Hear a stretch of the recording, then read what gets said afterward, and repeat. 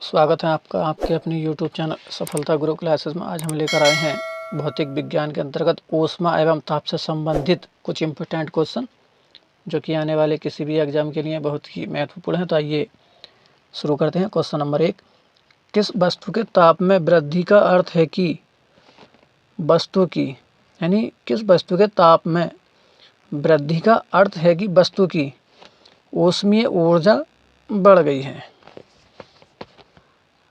अगला है question number 2, ताप युग्म तापमापी किस सिद्धांत पर आधारित है।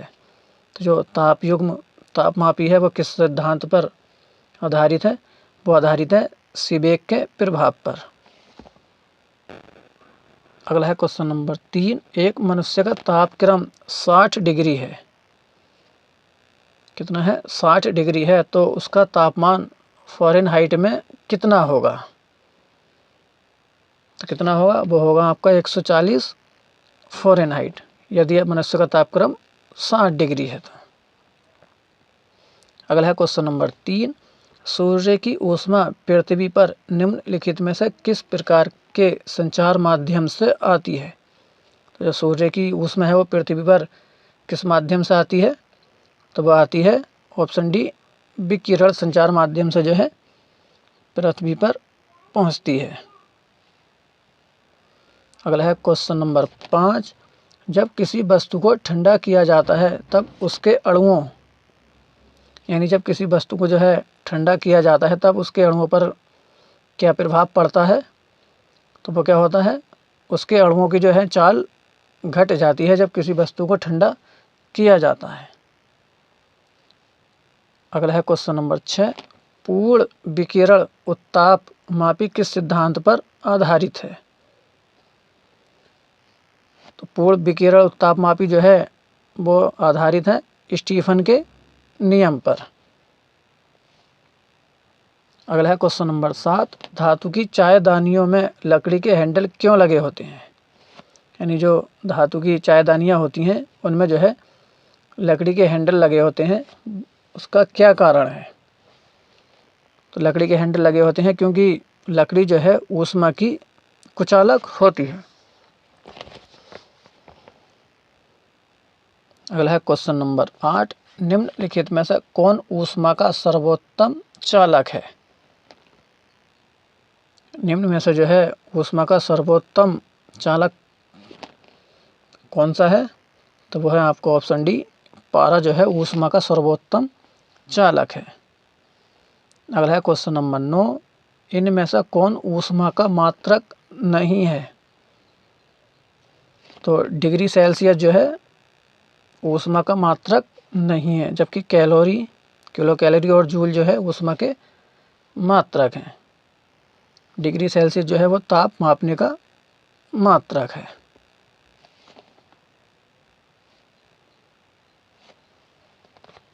अगला है क्वेश्चन नंबर 10, दूर की वस्तुओं जैसे सूर्य आदि का ताप किस तापमापी के द्वारा मापा जाता है।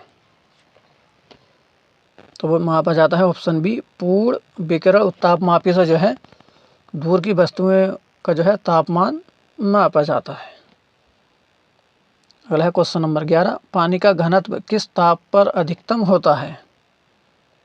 तो पानी का जो है 4 डिग्री सेल्सियस पर जो है तापमान अधिकतम होता है।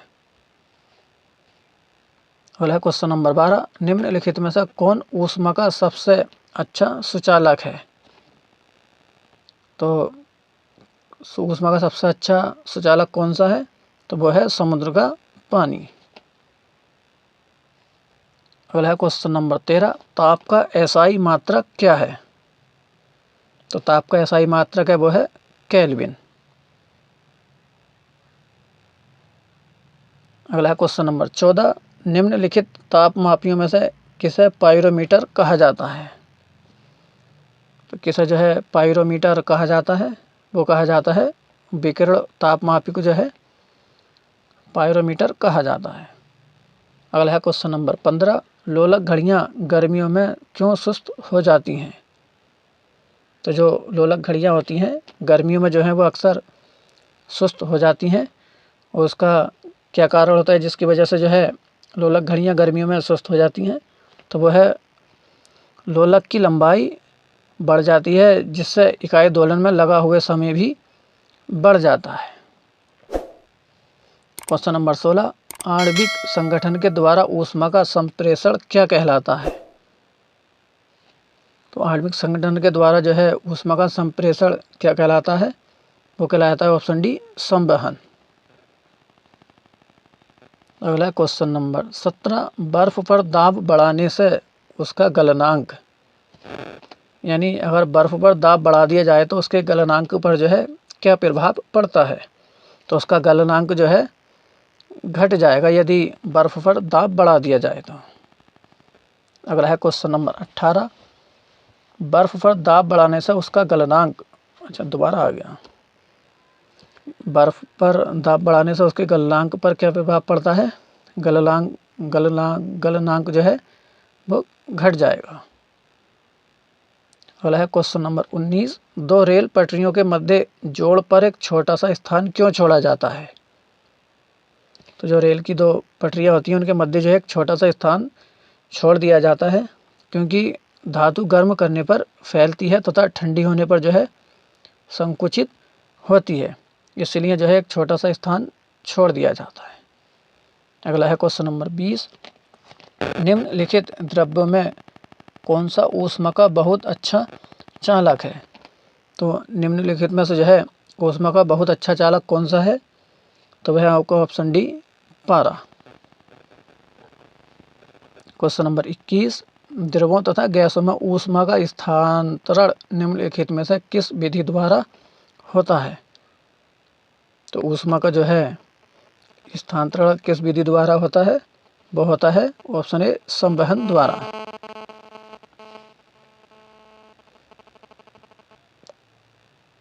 क्वेश्चन नंबर 22, सेल्सियस मापक्रम पर जल के क्वथनांक तथा हिमांक होते हैं क्रम से, यानी सेल्सियस मापक्रम पर जो है जल के क्वथनांक और हिमांक कितने होते हैं?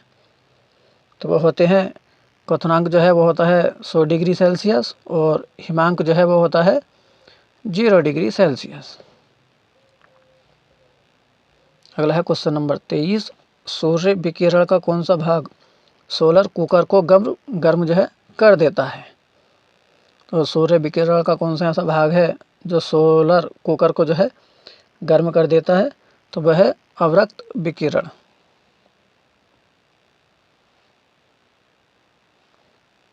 अगला है क्वेश्चन नंबर 24, ताप के सेल्सियस पैमाने पर परम शून्य ताप कितना होता है? ताप के सेल्सियस पैमाने पर जो है परम शून्य ताप कितना होता है? वो होता है -273 डिग्री सेल्सियस। अगला है क्वेश्चन नंबर 25, काले वस्त्रों के मुकाबले श्वेत वस्त्र शीतल क्यों होते हैं? यानी काले कपड़ों के मुकाबले जो है सफ़ेद कपड़े जो हैं ठंडे क्यों रहते हैं? तो उसका कारण है उनके पास जो भी प्रकाश पहुंचता है, यानी सफ़ेद कपड़ों पे जो है जो भी प्रकाश पहुंचता है वह उसे परावर्तित कर देते हैं, इसलिए जो है वह श्वेत वस्त्र शीतल रहते हैं।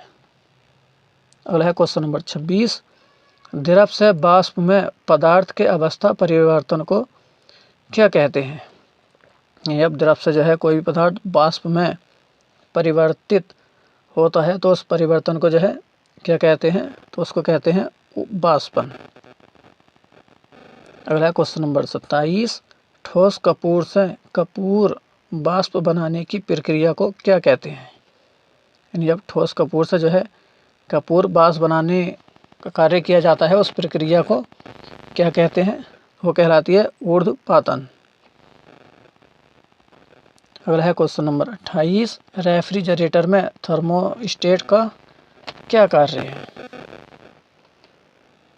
तो रेफ्रिजरेटर में जो है थर्मोस्टेट का कार्य है वह जो है एक समान तापमान बनाए रखना एवं गलनांक घटाना जो है थर्मोस्टेट का कार्य है। क्वेश्चन नंबर 29, निम्नलिखित में से किसकी ऊष्मा धारिता अधिक है? तो निम्न में से जो है किसकी ऊष्मा धारिता अधिक है? तो वह है जल की। अगला है क्वेश्चन नंबर 30, न्यूटन का शीतलन नियम लागू तभी होता है जब, यानी न्यूटन का जो है शीतलन नियम कब लागू होता है? वो होता है जब ताप में अंतर बहुत ज़्यादा ना हो, तब जो है न्यूटन का शीतलन नियम लागू होता है। तो ये थे ऊष्मा एवं ताप से संबंधित कुछ इम्पोर्टेंट क्वेश्चन, जो कि आने वाले किसी भी एग्ज़ाम के लिए बहुत ही महत्वपूर्ण है। वीडियो को लाइक करें, शेयर करें, चैनल को सब्सक्राइब करें।